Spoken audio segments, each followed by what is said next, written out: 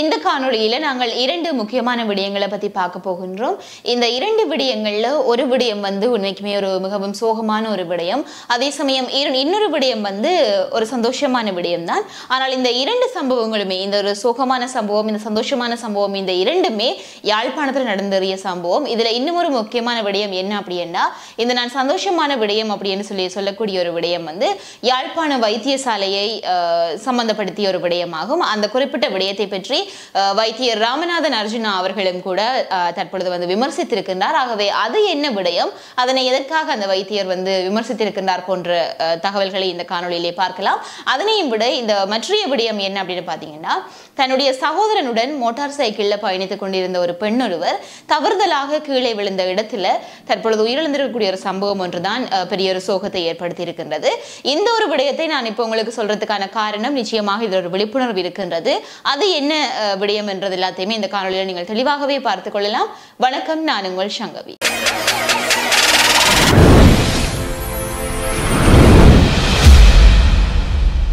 Video பார்த்து கொண்டிருக்கிற நீங்க யாராவது என்னுடைய சேனலை சப்ஸ்கிரைப் பண்ணாம பார்த்து கொண்டிருந்தீங்கன்னா சப்ஸ்கிரைப் பண்ணிட்டு பாருங்க.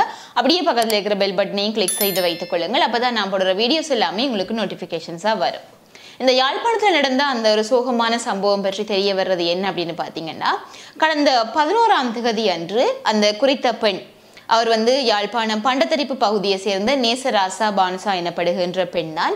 குறிப்பிட்ட அந்த பெண் வந்து பாத்தீங்கன்னா பொன்னாலே கிருஷ்ணர் கோவிலுக்கு வந்து சென்றிருக்கின்றார். அங்கே சென்றதன் பின்னராக அங்கிருந்து மீண்டுமாக தன்னுடைய வீட்டுக்கு திரும்பி இருக்கின்றார். தன்னுடைய சகோதரனுடைய மோட்டார் சைக்கிள்ல அவர் வந்து வீட்டுக்கு திரும்பி இருக்கின்றார்.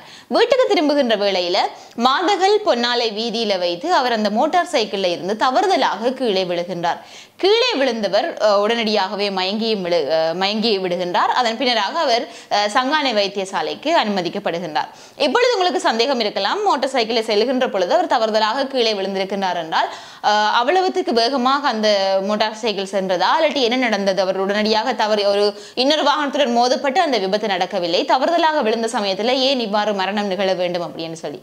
காரணம், அந்த பெண் வந்து தலைக்கவசம், அதாவது ஹெல்மெட் வந்து அணியாமல் தன்னுடைய சகோதரனுடன் அவர் பயணித்திருக்கின்றார். இதன் பொழுதுதான் அவர் தவறுதலாக அங்கே விழுகின்ற சமயத்துல அவருடைய தலையில் பலமாக அடிபட்டு அவர் மயங்கி விடுகின்றார்.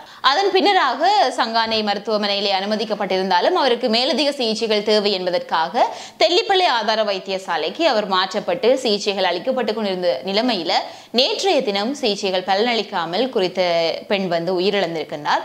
இந்த சம்பவம் நான் இப்போ உங்களுக்கு சொல்றதுக்கான காரணம் நீங்கள் இப்பொழுது அறிந்திருப்பீர்கள். அதாவது இந்த தலைக்கவசம் போடாமல் பயணிப்பது என்பது இன்றைக்கு நிறைய பேர் செய்யக்கூடிய ஒரு பெரிய ஒரு தவறாக இருக்கின்றது.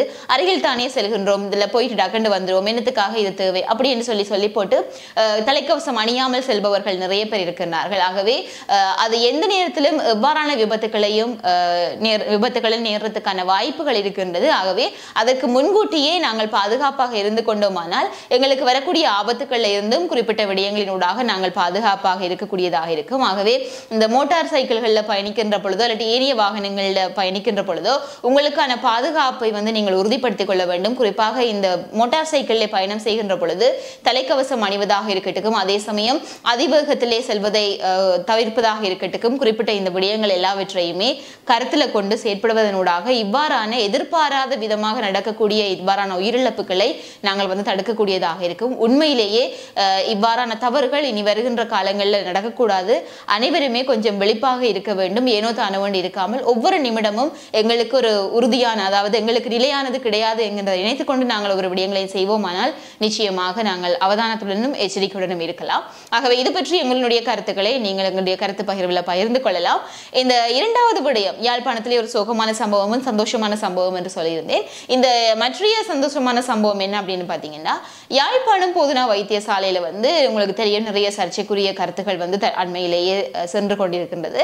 அது மட்டுமல்லாமல் குறிப்பாக அந்த சர்ச்சையான விடயங்கள் தொடர்பாக வைத்தியர் ராமநாதன் அர்ஜுனா அவர்களும் நிறைய கேள்விகளை எழுப்பியிருந்தார், நிறைய குற்றச்சாட்டுகளை முன்வைத்திருந்தார். இப்படியான ஒரு சர்ச்சைகளுக்கு மத்தியில், நிறைய குற்றச்சாட்டுகளுக்கு மத்தியில் ஒரு சந்தோஷமான விடயம் அது என்ன, இதுதான் எல்லாருடைய கேள்வியும். அந்த விடயம் என்ன அப்படின்னு பாத்தீங்கன்னா, குறிப்பிட்ட இந்த வைத்தியசாலைக்கு ஒரு சில நாட்களுக்கு முன்பு என்பதை விட கடந்த மாதம் இறுதி அளவில் வந்து ஒரு இளைஞன் ஒருவர் தன்னுடைய கைகள் வந்து துண்டிக்கப்பட்ட நிலைமையில வைத்தியசாலையில் அனுமதிக்கப்பட்டிருக்கின்றார். அதன் பின்னராக பார்த்தீங்கன்னு சொல்லி சொன்னால் அந்த இளைஞனுக்கு ஒரு நீண்ட நேரமாக நடந்த ஒரு சத்திர சிகிச்சையின் பின்னராக வெற்றிகரமாக அந்த கை வந்து அவருக்கு பொருத்தப்பட்டிருக்கின்றது.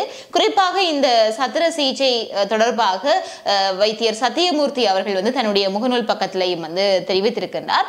அதாவது குறித்த சத்திர சிகிச்சையை மேற்கொண்ட வைத்திய நிபுணர்கள், வைத்தியர்கள், தாதியர்கள் மற்றும் ஊழியர்கள் அனைவருக்குமே வைத்தியசாலை சமூகம் சார்ந்த நன்றிகள் என்று சொல்லி அங்கே வந்து அவர்கள் தன்னுடைய பதிவை இட்டிருக்கிறார். அதே சமயம் உண்மையிலேயே இது ஒரு வெற்றிகரமான ஒரு சத்திர சிகிச்சை என்று தான் சொல்ல வேண்டும். ஆனால் இந்த ஒரு விடயம், இது ஒரு சந்தோஷமான விடயம் தானே. நல்ல ஒரு வெற்றிகரமாக ஒரு சத்திர சிகிச்சை முடிவடைந்திருக்கின்றது. உண்மையிலேயே துண்டிக்கப்பட்ட அந்த புகைப்படங்களை நான் நினைக்கின்றேன், நீங்கள் பார்க்கலாம். அப்படி ஒரு துண்டிக்கப்பட்ட நிலைமை இருக்கின்ற பொழுது அவருடைய கையை இழக்காமல் அவர்கள் பொருத்தி இருக்கின்றார்களே, இதனை ஏன் வைத்தியர் ராமநாதன் அர்ஜுனா அவர்கள் விமர்சிக்க வேண்டும் என்கின்ற கேள்வி இப்பொழுது உங்களுக்குள்ளே இருக்கலாம். அவர் குறிப்பிட்ட அந்த பதிவை சத்தியமூர்த்தி டாக்டர் அவர்கள் வந்து பதிவு செய்த அந்த பதிவை தன்னுடைய முகநூல் பக்கத்திலேயே பகிர்ந்து அவர் குறிப்பிட்டிருக்கிற விடயம் என்ன அப்படின்னு பார்த்தீங்கன்னா, சத்தியமூர்த்தி வைத்தியர் அவர்களே, உங்களிடம் நாங்கள் வைஷாலியினுடைய கை துண்டிக்கப்பட்ட தொடர்பாக கேள்வி எழுப்பினால் நீங்கள் இன்னும் ஒரு கையை நாங்கள் பொருத்தி விட்டோம் என்று சொல்லி சம்பந்தமே இல்லாமல் விடை சொல்கின்றீர்களே அப்படி என்று சொல்லி அவர் தன்னுடைய முகநூல் பக்கத்திலே அந்த ஒரு குறிப்பிட்ட விமர்சனத்தை முன்வைத்திருக்கின்றார். அதனுடைய ஒரு சின்ன புகைப்படத்தை நான் இதில் இணைத்துக் கொள்கின்றேன், நீங்கள் பார்க்கலாம். ஆகவே இப்படியான விமர்சனங்களும் வந்து தற்பொழுது வந்து கொண்டிருக்கின்றது. ஆனால் என்னதான் விமர்சனங்கள் இருந்தாலும் நிறைய மருத்துவ தவறுகள் என்பதையும் தாண்டி நிச்சயமாக ஒருவருடைய துன்பம், துயரம் அல்லது ஒருவருடைய இக்கட்டான நிலைமை என்று வருகின்ற பொழுது, ஒருவர் நோய்வாய்ப்பட்ட நிலைமையிலேயோ அல்லது விபத்து என்று சொல்லி உடனடியாக வைத்தியசாலைக்கு செல்கின்ற பொழுதோ அவரை காப்பாற்ற வேண்டிய கடமை வைத்தியர்களுக்கு இருக்கின்றது. ஆகவே அதனூடாக அவர்கள் ஒரு பக்கம் நல்லதும் செய்து கொண்டுதான் இருக்கின்றார்கள், இல்லை என்று இல்லை. அதே சமயம் ஒரு சில மருத்துவ தவறுகளும் நடந்து கொண்டுதான் இருக்கின்றது. ஆகவே ஒட்டுமொத்தமாக நாங்கள் எல்லா மருத்துவர்களையும் குறை சொல்லிவிட முடியாது. ஆகவே இது சார்ந்து ஒரு நல்ல விடயங்கள் நடக்கின்ற பொழுது நாங்கள் அவற்றை பாராட்டுவது, எந்த அளவுக்கு விமர்சனங்களை முன்வைக்கின்றோமோ அதே அளவுக்கு நல்ல விடயங்கள் நடக்கின்ற பொழுது அவற்றையும் பாராட்ட வேண்டிய கடமை பொதுமக்களாகிய எங்கள் அனைவருக்குமே இருக்கின்றது. ஆகவே இது பற்றிய உங்களுடைய கருத்துக்கள் என்னன்றதை நீங்க கருத்து பகிர்வில் பகிர்ந்து கொள்ளலாம். இதே மாதிரியாக நான் இன்னும் ஒரு செய்தியில நான் உங்களை சந்திக்கிறேன்.